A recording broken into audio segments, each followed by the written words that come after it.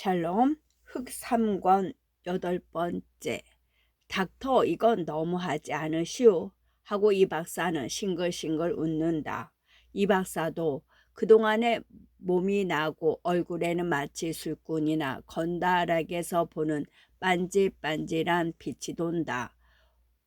5, 6년 전에 얌전하던 빛, 점잖던 빛은 다 없어졌다. 이 박사는 신발 신은 채로 한 발을 마루에 올려 짚고 탁자 위에 놓인 웨스트민스터 컵을 집으며 글쎄 여자는 여자답게 가느탄 걸면을 먹는 게지 웨스트민스터는 다 뭐예야 하고 한 개를 꺼내어 입에 문다. 무슨 상관이야? 오늘도 어디서 한 잔 자셨구려? 하고 현 의사는 담뱃불을 이 박사에게 준다. 인생에 실패한 나 같은 사람이 술이 아니면 무엇으로 사오? 당신이나 내나 다 일생의 백운지장이거든. 하고 만나는 듯이 담배를 깊이 들여빤다. 당신이나 백운지장이지 내가 왜 백운지장이오? 나는 당신네 같은 백운지장을 구경하고 사는 사람이라나. 기라 하고 이 박사는 길의 손을 잡아 끌며 나는 네가 부럽구나 하고 싱글싱글 웃는다. 왜요? 하고 길은 무슨 장단을 맞추어 몸을 우쭐거린다. 너는 이런 주인 아씨 같으신 미인 곁에 밤낮 있으니까 부럽지 아니하냐 하하하하 하고 길의 어깨를 툭 치고는 현 의사를 향하여 자 나서우 하고 재촉한다. 어디를? 음악회. 심술래 독주회? 슈 이렇게 표 2장 사가지고 왔습니다 하고 표를 내보인다. 그래 술래 음악회를 갈 테야? 하고 현 의사는 기가 막힌 듯이 웃으면서 몸을 반쯤 일으킨다. 왜요? 내가 사랑하는 사람이 유학을 하고 돌아와서 영광스러운 독주회를 한다는데 내가 안 가고 누가 가오? 하고 이 박사는 뽐낸다. 사랑하는 사람? 이 박사야 치마만 두른 사람이면 다 사랑하지. 빗자루에 치마를 둘러도 사랑할걸. 그 싸구려 사랑 대관절 이 박사가 미국서 돌아온 후로 모두 몇 여자나 사랑하셨소. 몇 여자나 버려두고 몇 여자에게나 빈둥이를 맞았소. 이거 왜 이러시오? 하고 이 박사는 약간 무한한 빛을 보인다. 이거 왜 이러시오가 아니오. 인제는 사람 구실 좀 해보란 말이오. 그러다가 인제 텍사스에서까지 쫓겨나지 말고 오참 거기 타이피스트를 또 사랑한다 디다 그려. 괜히 그러지 말고 다 늙어 죽기 전에 다만 며칠만이라도 사람 구실 좀 해봐요. 세상에 왔다가 한 번도 사람 구실을 못 해보고 간데서야 섭섭하지 않소. 하고 현 의사는 차 한 모금을 마시고 볼일 다 보았다는 듯이 또 들어 눕는다. 이 박사는 고개를 숙이고 말이 없다. 이 박사의 마음에도 괴로움이 생긴 것이었다. 인제는 교회도 떠나버렸다. 점잖은 친구들도 다 자기를 하지 아니하게 되었다. 여자들은 다 자기를 피하게 되었다. 잡지들이 자기를 놀려먹던 기사조차 인제는 써주지 아니하게 되었다. 생각하면 적막한 일이었다. 그러나 이제 다시 교회를 다닌댔자 어느 전년의 신용을 회복할 것 같지도 아니하고 무슨 사회적 활동을 하려 하여도 이제는 거들떠 봐주는 사람이 없었다. 그러면 돈을 벌어지느냐 하면 그러할 미천도 재주도 없었다. 텍사스에서 돈 100원이나 받는데야 그걸로는 저축이 될 성도 쉽지 아니하였다. 게다가 이제는 나이도 40이 가까워 오지 아니하는가. 세상에서 버려진 몸을 생각할수록 적막하였다. 현 의사는 만날 적마다 이 박사를 놀려먹고 공박하였다. 그러나 현 의사밖에는 그렇게라도 자기를 아랑곳 해주는 이가 없었다. 가끔 현 의사에게 아픈 소리를 들으면서도 그래도 적막해지면 이 박사의 발은 현 의사의 집으로 향하였다. 처음에는 현 의사를 제 것을 만들어 보려고 따라다녔으나 벌써 그 야심을 버린 지는 오래다. 이 박사가 보기에 현 의사도 하늘의 핀 꽃이었다. 그래도 현 의사를 아니 따를 수는 없었다. 현 의사도 귀찮게 생각은 하면서도 이 박사를 영접하였다. 영접한다는 것보다는 오는 대로 내버려 두었다. 그리고 올 때마다 강아지나 고양이와 희롱하는 모양으로 희롱하였다. 아무롱한 말을 하여도 성도 안 내는 것이 좋은 장난감이었다. 어떤 때에는 불쌍하게 생각하는 때도 있었다. 그러한 때에는 한번 악수를 하여 주었다. 이 박사는 현 의사의 손을 한번 잡으면 울 것 같아 감격하였다. 현 의사가 빙그레 웃으면서 손을 내어주면 이 박사는 여왕의 손을 잡으려는 신하 모양으로 허리를 굽히고 그 손을 잡았다. 어떤 때는 저것은 무엇에 소용이 될꼬 하고 가끔 현 의사는 이 박사를 보고 생각하였다. 무용지물 하고 입 밖에 내어 말한 일도 있었다.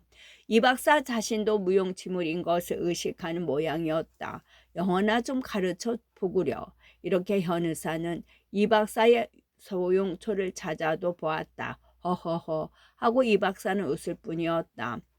공예당은 상당히 만원이었다. 순례의 모교의 서양 사람 선생들도 보이고 그의 동창인 아름다운 여자들도 때를 지어서 순례가 나타나기를 기다렸다. 순례의 아버지와 어머니도 딸의 영광을 보려고 맨 앞줄에 와서 가슴을 두근거리고 앉아 있었다. 순례의 어머니는 아직 젊지만 그 아버지는 벌써 백발이 성성하고 얼굴에 주름이 잡혔다. 4년이나 말리 타국에 떠나 있던 딸이 돌아온 지가 한 달이 넘었지만 아직도 밤에 문득 잠을 깨어서는 딸이 멀리 미국에 있는 것만 같았다.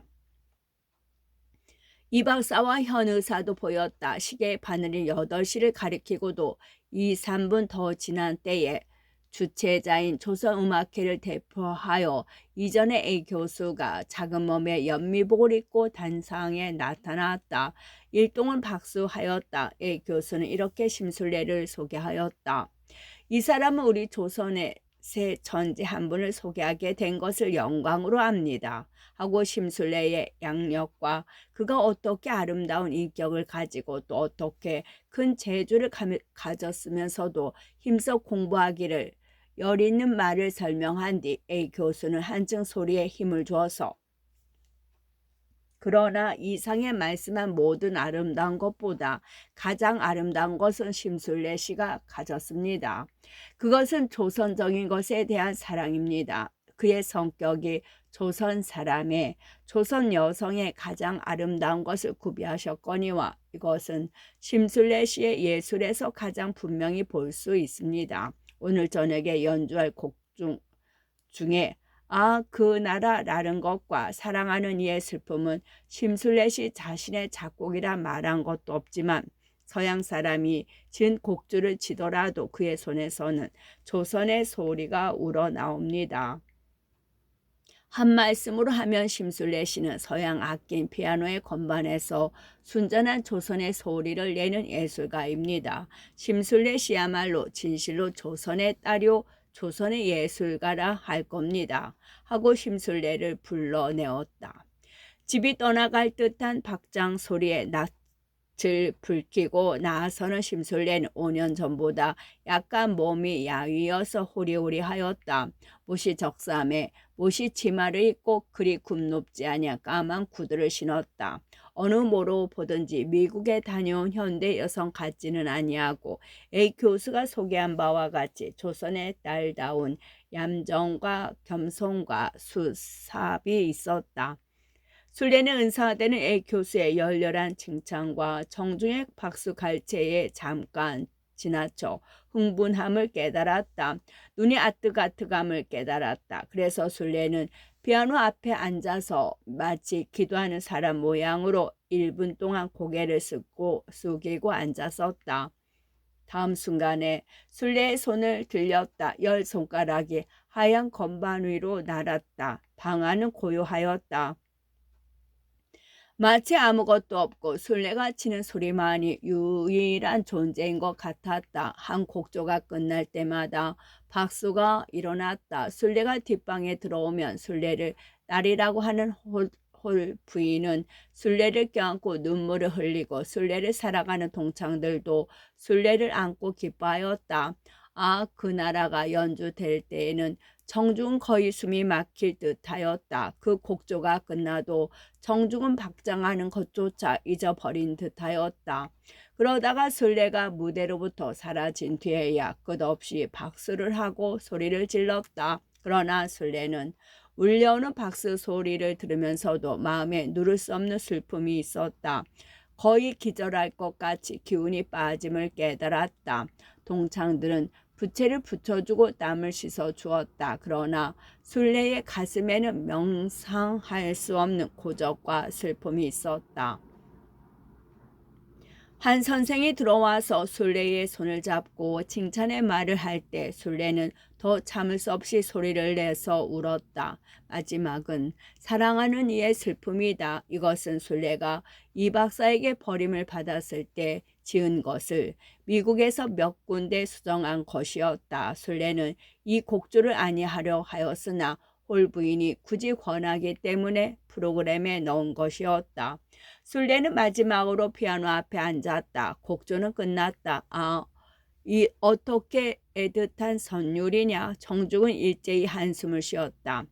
술래가 피아노에서 일어서려 할 때 정중으로서 꽃다발을 들고 무대에 뛰어올라 술래 앞을 막아서는 이가 있었다. 그것은 이 박사였다. 이 박사는 꽃다발을 술래 앞에 내어 밀었다. 술래는 무심히 꽃을 받아 들고는 깜짝 놀라며 뒤로 물러섰다. 다음 순간에 술래는 꽃다발을 무대 위에 내어 던지고는 두 손으로 낯을 가리고 비틀비틀 쓰러지려 하였다. 쓰러지려는 술래는 애 교수의 팔에 안겨 뒷방으로 옮김이 되었다. 정중이 일제히 일어섰다. 그 중에서 저놈 끌어내려라. 저 생마 이건영이 놈을 끌어내려라 하는 소리가 들렸다. 이건영이가 무대에서 갈팡질팡할 때에 무대 밑에서 어떤 노인이 뛰어올라와 이건영의 멱살을 붙들고 따귀를 수없이 갈겼다. 그 노인은 술래의 아버지였다. 이놈 오늘 내 손에 죽어라 하고 노인은 소리를 질렀다. 몇 사람이 뛰어나와서 노인을 안고 이건영을 붙들어 내렸다. 임석 경관이 나서서 정중에게는 해산을 명하고 노인과 이건영을 붙들었다. 술래는 현 의사의 손에 치료를 받았다. 10분 후에는 회장은 고요하게 되고 뒷방에만 술래의 어머니와 홀부인과 한 의사와 한 선생과 사랑하는 친구 몇 사람이 말없이 술래가 정신을 차리기를 기다렸다. 그놈이 어쩌면 또 나선단 말이냐. 그 마귀 같은 놈이 죽일 놈이 하고 술래의 어머니는 울었다. 20분이나 지나서 술래는 정신을 차렸다.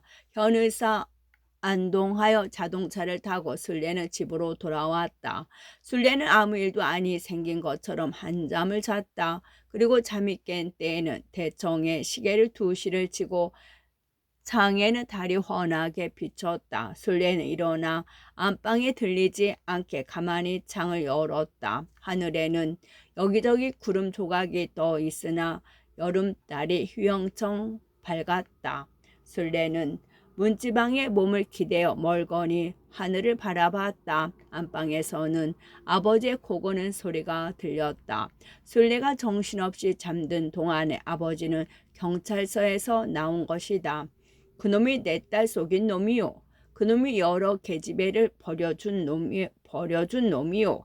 그놈이 세상에 나와 돌아댕기면 내 딸이 언제 또 그 변을 당할는지 모르고 또 남의 딸을 얼마나 더 버려줄는지 모르니 그놈을 꼭 잡아다가 가두고 내놓지를 말아주시오. 하고 술래의 아버지는 경관에게 순박한 말을 하였다.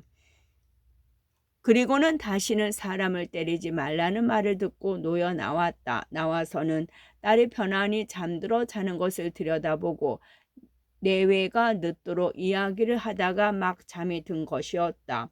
그놈을 죽여버리고 마는 것을 하고 아버지는 잠꼬대로 중얼거렸다.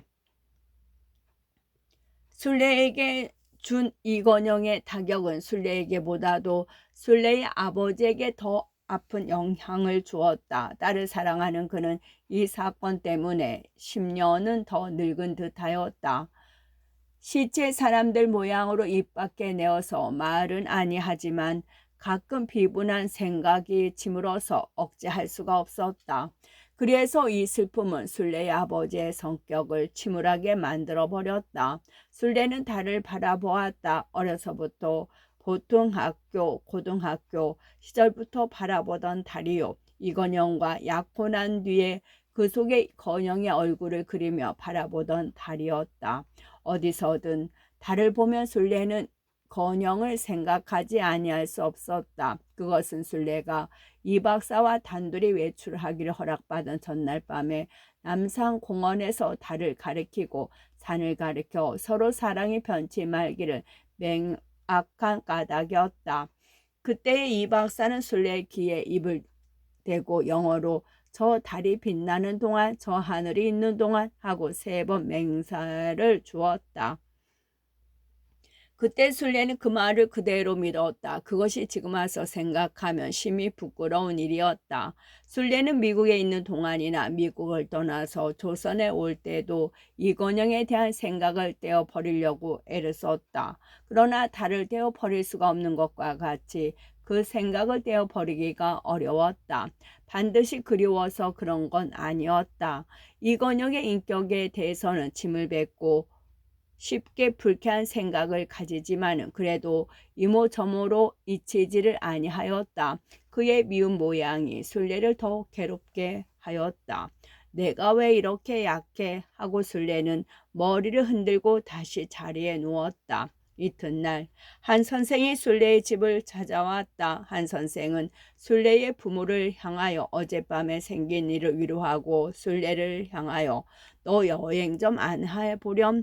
지금까지는 세상에 가장 돈 많고 문명했다는 미국에 가 있었으니 이번에는 세계에서 가장 가난하고 문명 못한 조선 시골 구경 좀 해보지 하였다.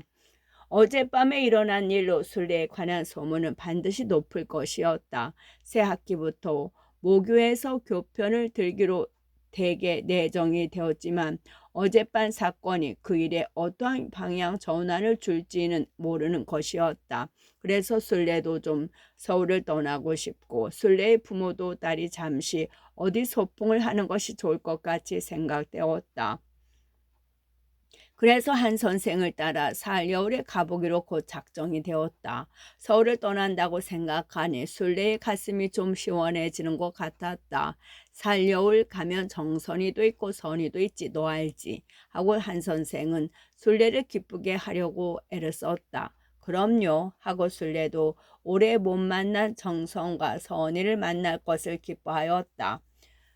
그래라 선생님 따라가서 구경이나 잘해라. 선생님 말 읽이지 말고 하고 순례 어머니는 어린이 다이르듯 말하였다. 밤 10시 20분 경성역을 떠나는 북행에는 한민교를 전송하는 40~50명 남녀가 있었다. 그 전송객 중에는 하는 선생도 있고 홀부인도 있고 정서분도 있고 현의사도 있었다. 한 선생은 안동포로 지은 스에메리 양복에 인제에는 전 조선에 몇 개 안 남은 종모자를 썼다. 한 선생은 평생의 소원이던 농촌 경영, 농촌 지능 운동의 기회를 잡은 것이 기뻤다. 그는 정성 나은 사람들에게 유정근을 일일이 소개하였다. 이가 유정근 씨요. 전 재산을 내어놓아서 농촌 운동을 하시는 이인데 조선에 이런 독지자가 10분만 나기를 바라오 하고 유쾌하게 웃었다. 하는 선생의 손을 잡고는 한 선생은 유정근을 소개한 뒤에 유정근 씨 말씀을 들으니까 정선이가 광당포 치마 적삼을 입고 아주 농부가 다 되었답니다 하였다. 따르르 하고 차 떠날 때가 되었다는 신호가 나자 사람들은 한 선생과 마지막 악수를 교환하였다.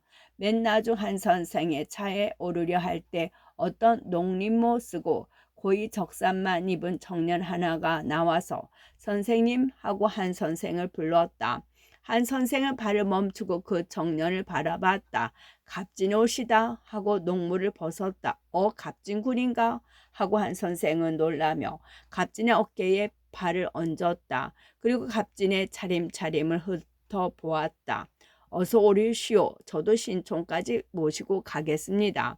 하고 한 선생의 뒤를 따랐다. 전송하던 사람들도 갑진이라는 말에 한 번 놀라고 그 초조한 행색에 두 번 놀랐다. 차는 떠났다. 한 선생은 3등차의 승강대에 서서 고개를 숙여 일일이 전송하는 인사에 대답하였다. 술래는 한 선생의 어깨 뒤에 숨어서 아무쪼록 사람의 눈을 피하였다. 이리와 함께 하고 한 선생은 갑진에게 자리를 권하며 그런데 대관절 그동안 어디가 있었나? 2, 3년 동안 도무지 소식을 못 들었네 그려. 하고 갑진의 곁에 그른 조치한 얼굴을 바라봤다. 말씀하지요. 저는 그동안 건불랑과 농사했습니다. 건불랑? 하고 한 선생은 더욱 놀란다. 네, 평강 건불란 말씀이하여 허순군의 예심 경정서를 보고 생각한 바가 있어서 견불랑에 갔습니다. 가서 만 2년간 농무들과 함께 살았습니다. 이번 소비주와 물건을 사러 서울을 왔던 길인데 선생님이 사여울로 가신다기에 잠깐이라도 만나 뵐 양으로 퍽 주저하다가 나왔습니다. 하고 갑진은 유쾌하게 웃었다. 어째 내 집에 안 왔나? 하고 한 선생은 갑진의 수묵고의 입을 무릎을 친다. 아직 배울 때가 못 되니까요. 아직 사람이 다 안 되었으니까요. 사람이 될 만하거든 제자 뵈려고 했지요. 도무지 꿈 같습니다, 선생님. 하고 웃는다. 그 소리 내어 웃는 모양만이 갑진의 옛 모습이었다. 차가 신촌에 서려할 때에 갑진은 한 선생과 악수하며 선생님, 제일 선생님 말씀을 안 듣던 저도 필견 선생님을 따르느라고 하게 되었습니다. 명년쯤 한번 건불랑도 와 주십시오. 하고 뛰어내렸다.